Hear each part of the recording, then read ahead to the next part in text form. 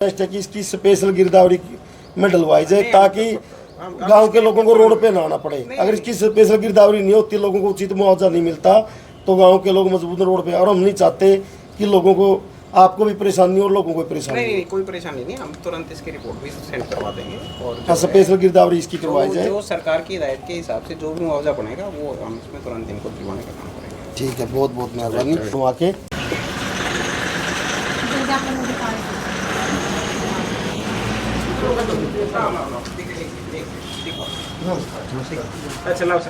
साहब, ये बिजली विभाग की लापरवाही की वजह से 28 एकड़ तो गेहूँ की फसल जली है और 30 एकड़ करीब गेहूँ का भूसा और एक तूड़ी का कूट जला है।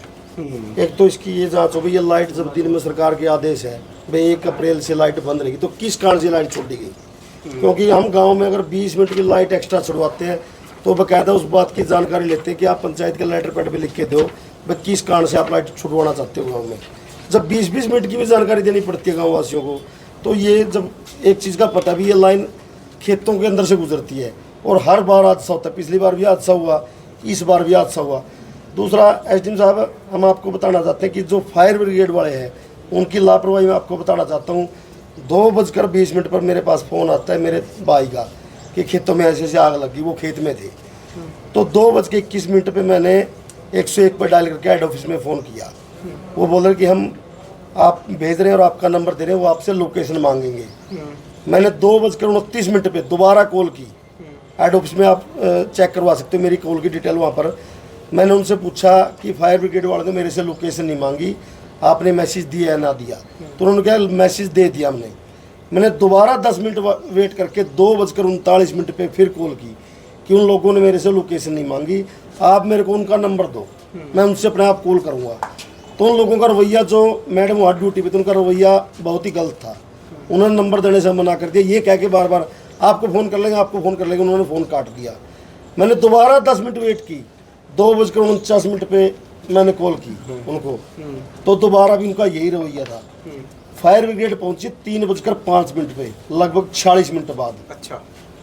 और जिस टाइम पहुंचे उस टाइम भी फायर ब्रिगेड के अंदर पानी नहीं था, वो सिर्फ 2-3 ड्रम पानी के थे। अच्छा। वो फिर पानी लेने के लिए गए।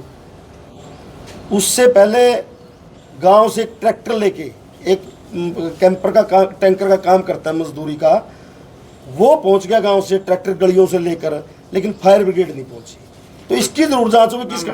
एक और एसडीएम साहब, मैं आपकी जानकारी लिए बता दूं, जहां आग लगी थी और जहां बड़ा फायर ब्रिगेड का स्टेशन है, फायर ब्रिगेड खड़ी होती है, वहां से वहां की दूरी मात्र 8 या 9 मिनट है, क्योंकि लिलोदा टोहाना से 6 किलोमीटर पड़ता है और लिलोदा से 1 किलोमीटर आगे आग लगी हुई थी।